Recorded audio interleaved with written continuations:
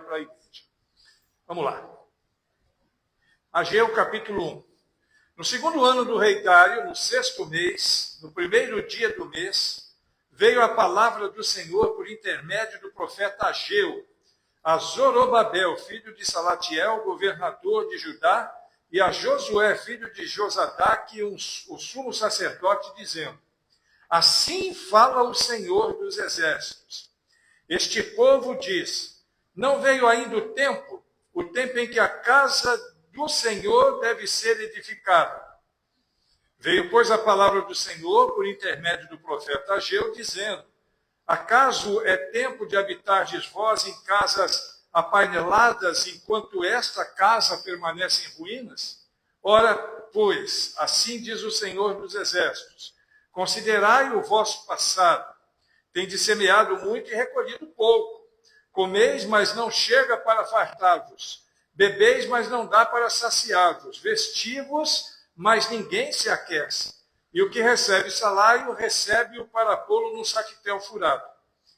Assim diz o Senhor dos exércitos: considerai o vosso passado. Subi ao monte, trazei madeira e edificai a casa. Dela me agradarei e serei glorificado, diz o Senhor.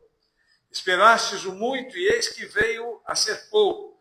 E esse pouco, quando o trouxestes para casa, eu como um assopro o dissipei. Por quê? Diz o Senhor dos exércitos: por causa da minha casa que permanece em ruínas, ao passo que cada um de vocês corre por causa da sua própria casa. Por isso o céu sobre vós retém o seu orvalho, e a terra os seus frutos. Fiz vir a seca sobre a terra, e sobre os montes, sobre o cereal, sobre o vinho, sobre o azeite, sobre a terra que produz. Sobre o que a terra produz, como também sobre os homens, sobre os animais e sobre todo o trabalho das mãos. Então Zorobabel, filho de Salatiel, e Josué, filho de Josadaque, o sumo sacerdote, e todo o resto do povo atenderam à voz do Senhor, seu Deus, e as palavras do profeta Ageu, as quais o Senhor, seu Deus, o tinha mandado dizer. E o povo temeu diante do Senhor. Então Ageu, o enviado do Senhor, falou ao povo segundo a mensagem do Senhor, dizendo: eu sou convosco, diz o Senhor. O Senhor despertou o espírito de Zorobabel, filho de Salatiel, governador de Judá, e o espírito de Josué, filho de Josadaque, o sumo sacerdote, e o espírito do resto de todo o povo. Eles vieram e se puseram ao trabalho na casa do Senhor dos exércitos, seu Deus, ao 24º dia do sexto mês. O povo de Deus ouve a palavra dele e a uma só voz diz: amém. Tenham a bondade de se assentar, meus irmãos. Um texto bastante bonito e que vai basear a nossa reflexão de hoje, nos trazendo mais uma vez a questão do compromisso. Toda a igreja, quando entra no novo tempo, e você percebe a conexão, de manhã a irmã falou sobre o tempo. Então, nós estamos vivendo num novo tempo, e toda a igreja, quando entra no novo tempo, carrega de si duas realidades. E a gente já até falou sobre isso: a esperança e o receio também. Esperança de que Deus fará alguma coisa nova, e essa é a esperança de todos nós, que abrirá portas que pareciam meia que fechadas, que soprará vida sobre o que está cansado e sem vigor.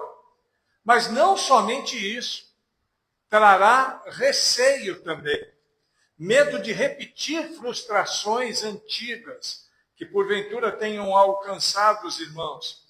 De investir e não ter resultado. Essa é uma preocupação que também existe. De colocar energia e tempo e perceber que nada muda. Esses são os receios.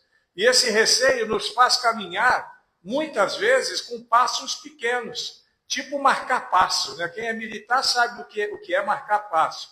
É marchar sem sair do lugar.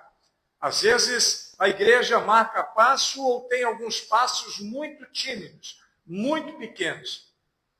olhando mais para as próprias limitações do que para a promessa de Deus. É uma pena. Ageu fala exatamente a um povo que também estava começando de novo. Esse texto aqui fala de um povo que estava começando de novo. Não eram rebeldes, não eram incrédulos, eram simplesmente pessoas que já estavam cansadas, pessoas sofridas. Elas não estavam longe de Deus, porém estavam distraídas. Um povo que havia sobrevivido ao exílio, e a gente conhece a história, sobrevivido ao sofrimento e à reconstrução da própria vida, mas que agora precisava aprender a viver como um povo restaurado. Esse momento de Ageu é um momento singular da história do povo de Israel. Eles precisavam redescobrir o valor da obra coletiva. É o nosso foco também. Do compromisso que não era apenas individual, mas que transforma toda uma comunidade. Esse texto fala diretamente às igrejas que não estão morrendo, mas que talvez estejam avançando a passos tímidos. Esteja tipo marcando passo, como eu disse.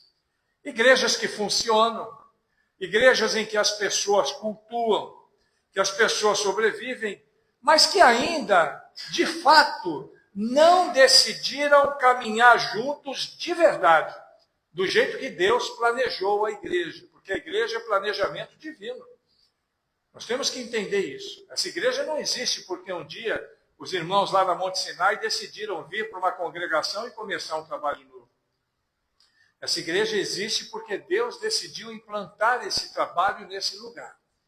Usou a vida daqueles irmãos, usou aquele momento, usou a circunstância daquele momento, mas o projeto daqui é um projeto de Deus. E nós precisamos entender que este projeto já está no plano de Deus desde antes mesmo de começar. Estava em outro lugar, veio para cá e antes mesmo de começar. É uma igreja de pessoas sobreviventes. Igreja que conhece a palavra, mas que precisa de coragem. As igrejas precisam de coragem para colocar a palavra em ação plena, como o corpo de Cristo que nós somos. Somos corpo de Cristo. Ageu nos lembra que novos tempos não começam com discursos bonitos. Muito embora a gente sempre ouça algum discurso bonito no momento desse, ele não começa também com promessas ou planejamentos que sejam individuais. Não é o propósito, ou o plano, ou o projeto, ou a promessa de uma única pessoa. Novos tempos começam com decisões que sejam coletivas. É por isso que aqui na igreja, tudo que nós formos fazer, a igreja vai ter que caminhar conosco, no sentido de decidir por aquilo, de caminhar, de buscar o seu espaço, de fazer aquilo que tem que fazer, porque quando cada um de nós decide agir, quando cada coração entende que a obra de Deus não é responsabilidade de um, ou de dois, ou de três, de uma liderança colegiada, ou de um pastor, mas de todos, a igreja cresce. E é isso que nós queremos.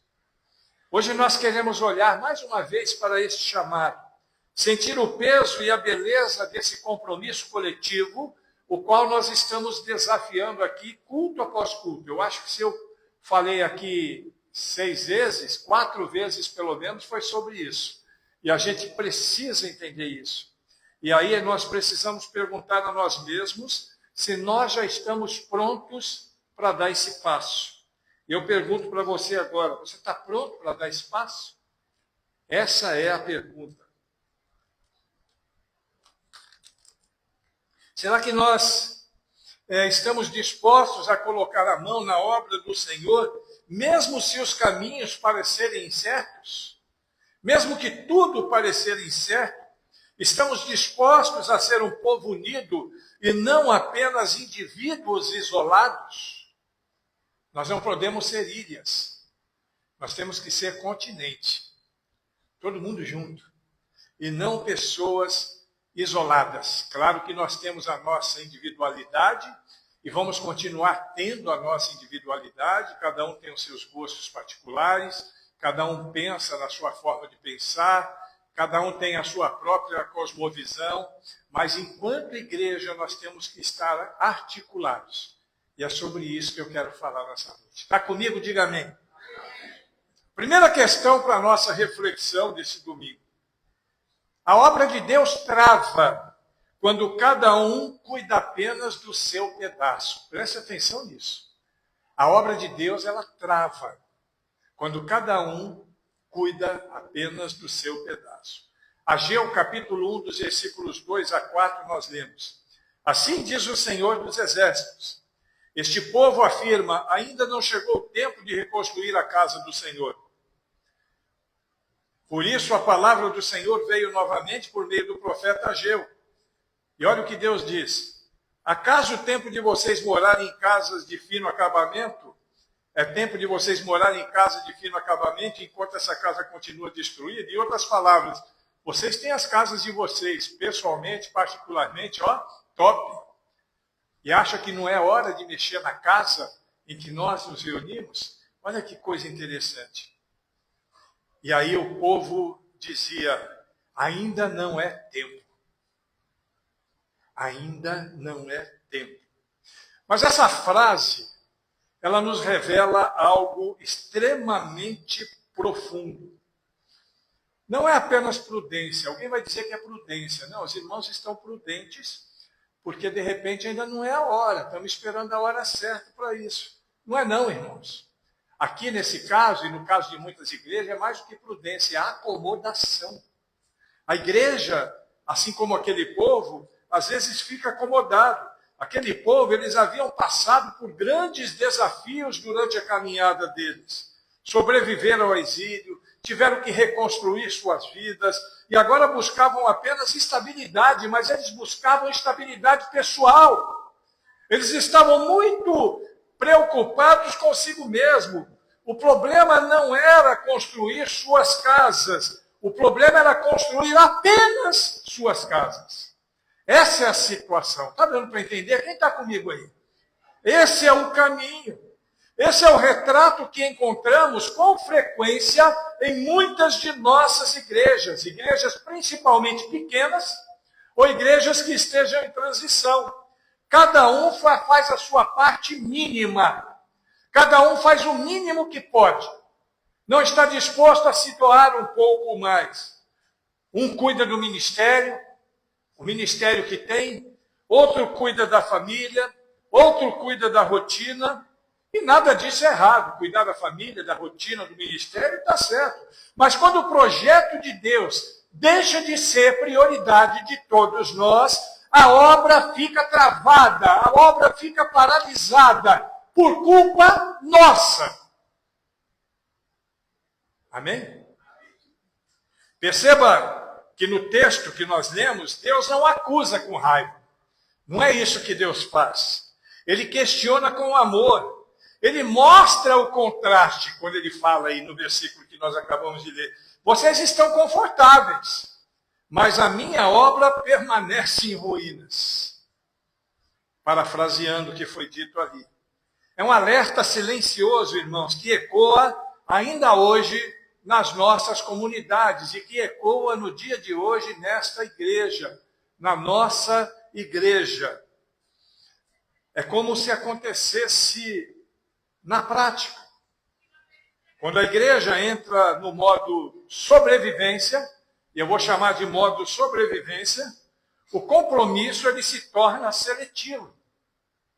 O compromisso ele se torna seletivo porque as pessoas só ajudam quando podem ajudar. Servem quando lhes convém. Participam quando essa participação, não atrapalha e nem choca com os seus próprios planos. Isso é complicado, irmão. Porque quando fazem isso sem perceber, a obra do Senhor trava. A obra fica travada. Não por oposição, mas por falta do empenho coletivo. por falta do empenho de cada um. O salmista nos lembra, em Salmo 133, versículo 1, como é bom e agradável quando os irmãos convivem em união. Esse é o projeto. E Paulo reforça em 1 Coríntios, capítulo 12, versículo 12. Porque assim como o corpo é um e tem muitos membros, e todos os membros, mesmo sendo muitos, constituem um só corpo. Assim é Cristo, assim é a igreja de Cristo, assim é a obra do Senhor. Preste atenção agora, irmãos, porque esse é um ponto que tudo pode começar a mudar. Tudo muda quando entendemos que a obra de Deus não é responsabilidade só de alguns. Faz assim. Agora diga, a obra de Deus é minha responsabilidade também. De todos nós. De todos nós. Nós abrimos espaço para que a graça e a ação de Deus se manifeste de maneira visível e transformadora quando nos envolvemos na causa do Senhor. E é exatamente aí que nós chegamos à segunda questão da nossa reflexão. O compromisso coletivo nasce quando o povo decide agir, quando o povo decide trabalhar junto e não isoladamente. Quando todos assumem a sua parte, a presença de Deus se manifesta e os resultados começam a aparecer. É a segunda questão da nossa reflexão. O compromisso coletivo começa quando a igreja decide obedecer como corpo de Cristo. Ageu capítulo 1, versículos 12 a 14 diz assim: Zorobabel, filho de Sealtiel, Josué, filho de Josadaque, o sumo sacerdote e o restante do povo obedeceram à voz do Senhor, o seu Deus, por causa das palavras do profeta Ageu, a quem o Senhor seu Deus, enviara. E o povo temeu ao Senhor. Então Ageu, o mensageiro do Senhor, trouxe essa mensagem do Senhor para o povo. Eu estou com vocês, declara o Senhor. Assim o Senhor despertou o ânimo de Zorobabel, de Josué e de todo o remanescente do povo. E eles começaram a trabalhar no templo do Senhor dos exércitos, o seu Deus, o nosso Deus. Esse é um dos textos mais belos de todo o livro de Ageu. É um dos textos mais ricos desse livro. Porque o povo ouve, o povo teme a Deus e o povo obedece. Olha que coisa linda. Não foi um mover emocional passageiro, e a gente precisa aprender isso.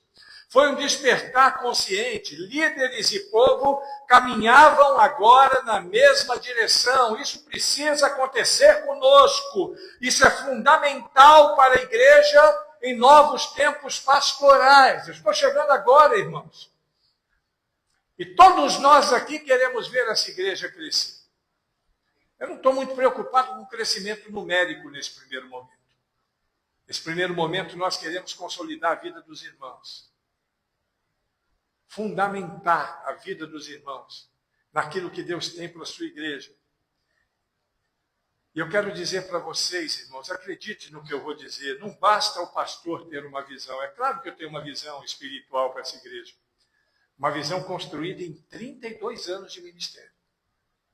Agora eu vou colocá-la toda em prática.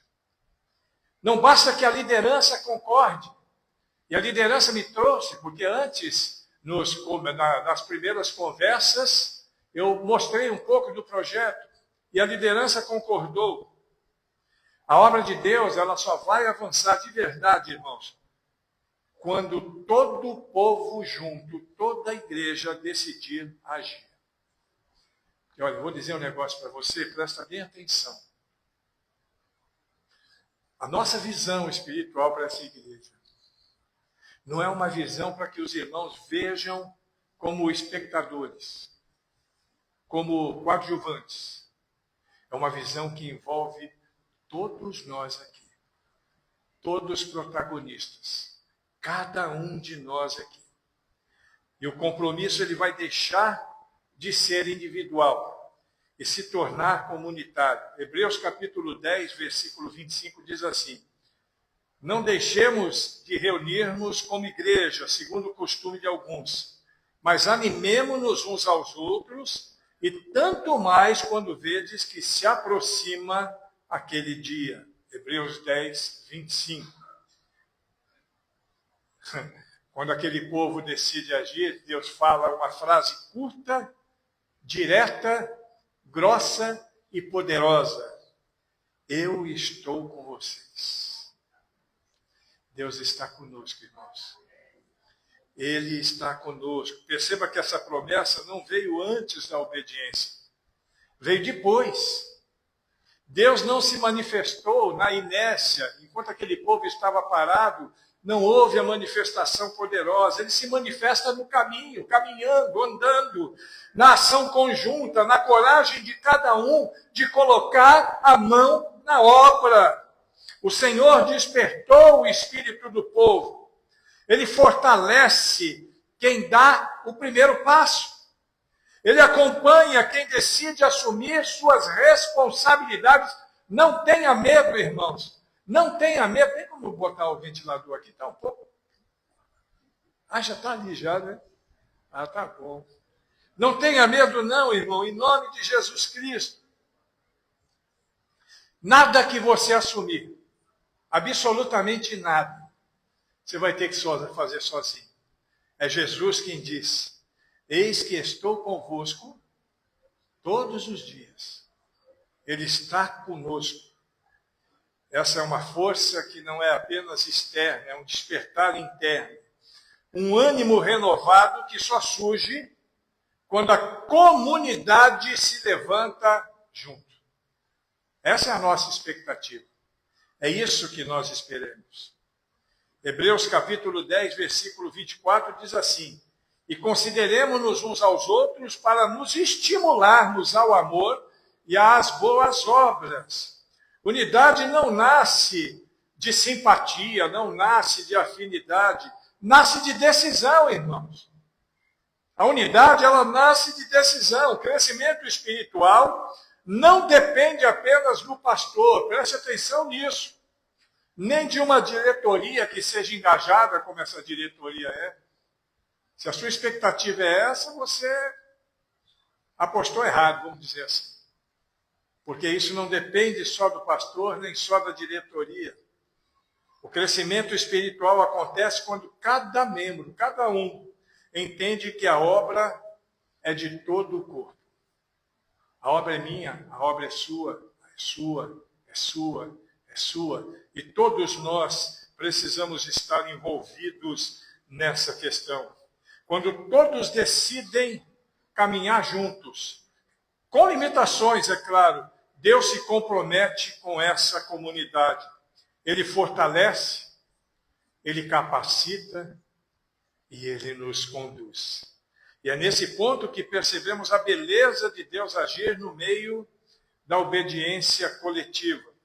Quando o compromisso deixa de ser apenas uma ação e se torna uma fidelidade compartilhada, os resultados então começam a surgir de maneira poderosa. Meu irmão, nesses 30 e tantos anos de ministério, eu já vi muita igreja decolar de um dia para o outro, por causa disso, por causa desse compromisso. Eu lembro de uma igreja que nós pastoreamos, nós fomos para lá, tinha 16 membros. Era uma congregação. Com 3 anos, organizamos a igreja com 120 membros. Mas não foi por causa do pastor. Não foi por causa da Rai, que era mais pastora lá na igreja do que eu. Foi por causa do compromisso coletivo. E a Rai se lembra disso. Todo mundo comprometido com o crescimento daquela igreja. Todo mundo comprometido. Todo mundo. E o compromisso ele tem que deixar de ser apenas uma ação e tem que se tornar fidelidade compartilhada. É isso que se espera. E é exatamente disso que falamos agora no próximo tópico. Como Deus redefine os resultados quando a igreja se compromete de verdade. É a terceira e última questão da nossa reflexão. Quando a igreja assume o compromisso, Deus redefine os resultados. Ageu capítulo 2, de 6 a 9, nós vamos ver isso. Assim diz o Senhor dos Exércitos: dentro de pouco tempo farei tremer o céu e a terra, e o mar e a terra seca. Farei tremer todas as nações. Elas virão para o desejado de todas as nações. E encherei esse templo de glória. Posso ouvir um glória a Deus? Diz o Senhor dos Exércitos. Tanto a prata como o ouro me pertencem, declara o Senhor dos Exércitos. E a glória deste novo templo será maior do que da antiga, diz o Senhor. E neste lugar, estabelecerei a paz, declara o Senhor dos Exércitos, o nosso Deus. Agora a obra avança, mas surge um desafio, irmãos. Surge um desafio. A comparação com o passado. Isso é complicado. A comparação com o passado. Alguns lembravam do antigo tempo, nós estamos falando, obviamente, lá do povo de Israel, e pensavam que nunca seria tão grandioso quanto antes. Mas Deus corrige nossa forma de medir sucesso. A glória dessa última casa, diz o Senhor, será maior do que a primeira. Amém? Eu creio. Não por tamanho, não é a quantidade de membros, nem por aparência, mas por propósito, irmãos, por fidelidade, alinhamento com a vontade de Deus. E é isso que nós estamos buscando, juntos, unidos. Deus, Ele não promete repetir o passado, Ele promete fazer algo maior ainda no presente e que repercuta no futuro. Essa é uma mensagem libertadora para igrejas pequenas ou igrejas em transição. Resultado espiritual, irmãos, não diz respeito a números, velocidade, espetáculos. Resultado espiritual é sobre fidelidade, direção e presença de Deus no meio de nós. Como diz o salmista no Salmo 90, no versículo 12, ensina-nos a contar os nossos dias para que alcancemos corações sábios, coração sábio. Não é medir a quantidade, é medir a qualidade da caminhada com Deus. E ainda, Paulo falando aos Romanos, capítulo 14, versículo 19, ele diz: portanto, irmãos, procurai com diligência cada vez mais o que conduz à paz e à edificação mútua. É por isso que o pastor acabou de dizer que eu não estou preocupado com números nesse momento. Quero consolidar a igreja primeiro. Quero que a igreja consiga firmar as suas raízes, firmar as suas bases, os seus alicerces, e aí então a igreja já vai estar crescendo. Ela vai crescer. O financeiro da igreja vai crescer. A espiritualidade da igreja vai crescer. A amizade que a igreja tem um com o outro vai crescer. O amor pela obra missionária vai crescer. E disso tudo vem o resultado final. Todos os dias o Senhor acrescentava à igreja aqueles que iam sendo salvos. É nesse caminho que nós vamos seguir. A glória verdadeira da igreja não se vê somente nas paredes construídas, mas na paz, na unidade e propósito de Deus estabelecido por meio do seu povo. Quando o Senhor diz: e neste lugar estabelecerei a paz, Ele não fala apenas de ausência de conflito. Paz não é só ausência de conflito, mas é um alinhamento espiritual profundo. É mais do que ausência de conflito. É um descansar interior. É a certeza que estamos exatamente onde Ele deseja que nós estejamos. Isso é ter paz, irmãos.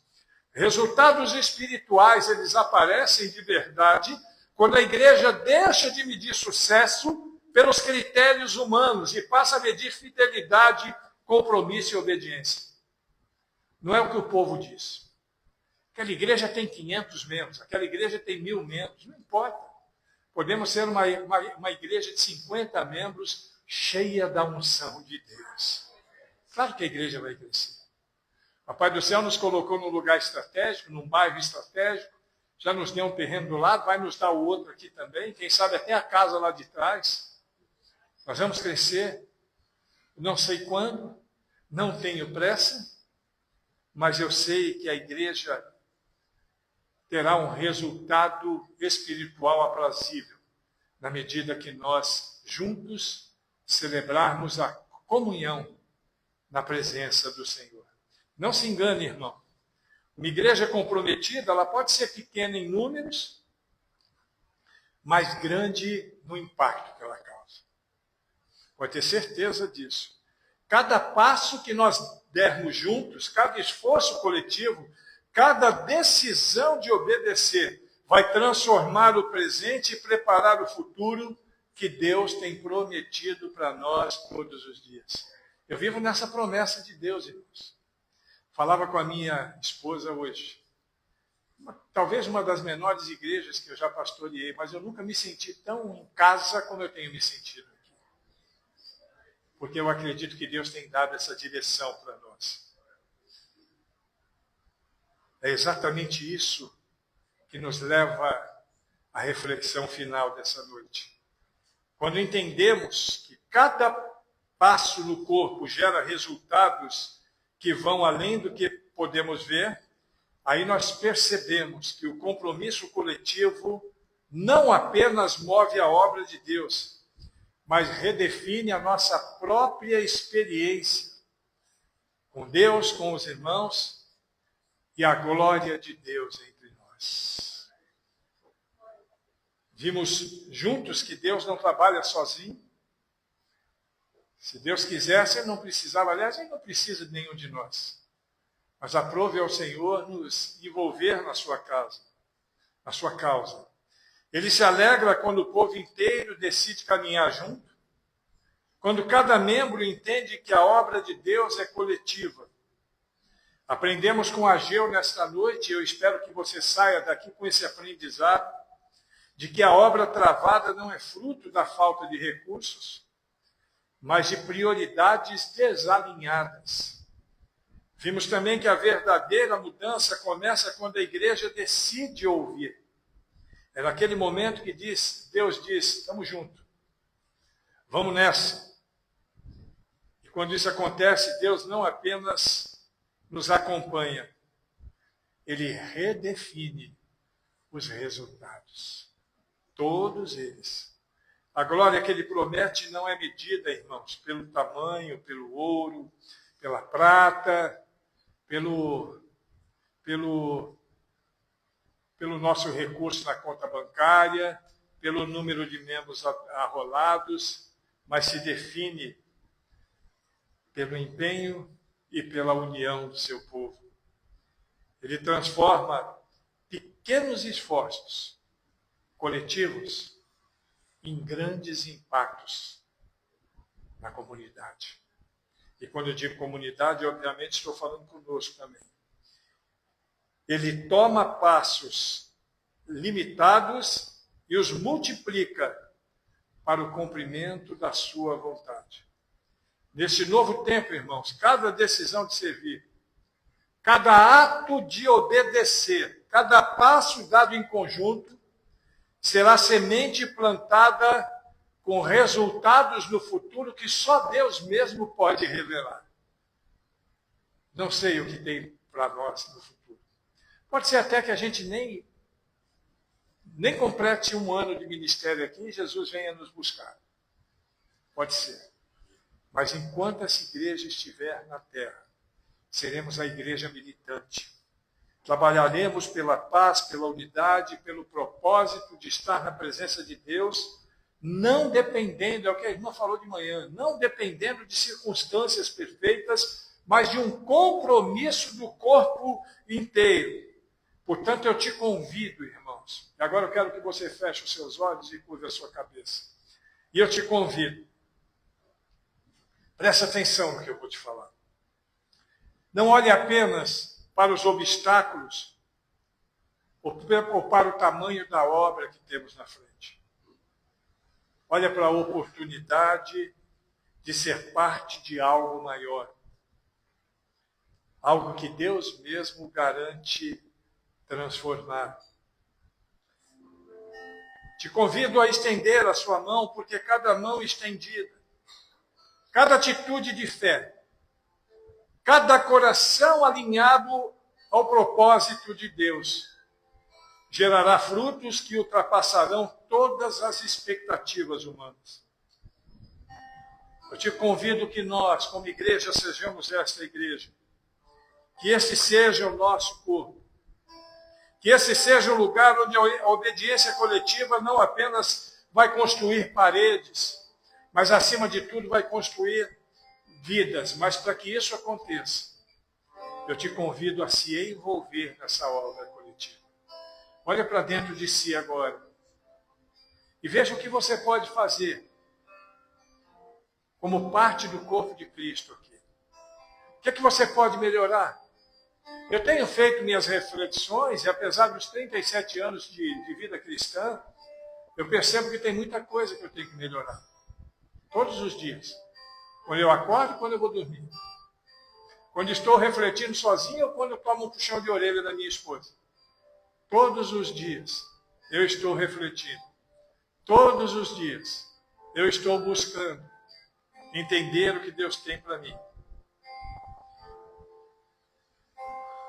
Ageu capítulo 1, versículo 7 é o versículo com o qual eu quero fechar essa reflexão. Considerai os vossos caminhos. Que hoje cada um de nós possa escolher caminhar junto, comprometido, e experimentar a glória que só surge quando todos se levantam como um só corpo diante de Deus. O que é que você pode fazer para melhorar a sua interação com o corpo de Deus, querido? O que é que você deve fazer? No nome de Jesus Cristo, te desafio. Não só a pensar sobre isso, mas a agir. Sair daqui hoje com uma decisão no coração. Eu vou agir. Eu quero fazer parte desse projeto. Quero fazer parte desse propósito. Quero caminhar com o Nivaldo, com o Bé, com o Giovanni, com todos os irmãos dessa igreja. Quero caminhar junto com a liderança. Quero caminhar com o pastor Godoy, com a Rai, para que essa igreja possa ser uma igreja diferenciada. E aí, irmãos, a palavra do Senhor que nos garante: eis que estou convosco todos os dias, até a consumação dos séculos. Vamos orar. Ó Deus, no nome de Jesus Cristo, diante da tua palavra, diante da história do povo de Israel, contada neste trecho pelo livro de Ageu, os desafios e o fortalecimento de Deus para o povo de Israel, nós queremos também rogar esses princípios para a nossa própria vida. Queremos juntos construir esta causa que o Senhor nos deu. Abençoa-nos, cuida de nós, nos dá bênção e paz. Em nome de Jesus Cristo, Senhor, traz sobre nós a tua graça e misericórdia. E que ao sair daqui nessa noite, saiamos prontos para tomar as decisões que precisamos tomar para mudar a nossa conduta e nos aproximar mais de ti. Dá-nos paz e graça no nome de Jesus.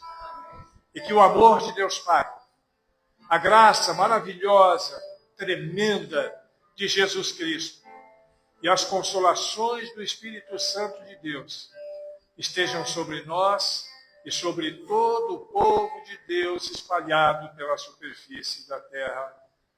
Amém. Deus abençoe, tenha uma semana de muita paz e leve no coração o que você ouviu e coloca como um desafio para a sua própria vida em nome de Jesus. Amém? Muita paz em nome de Jesus.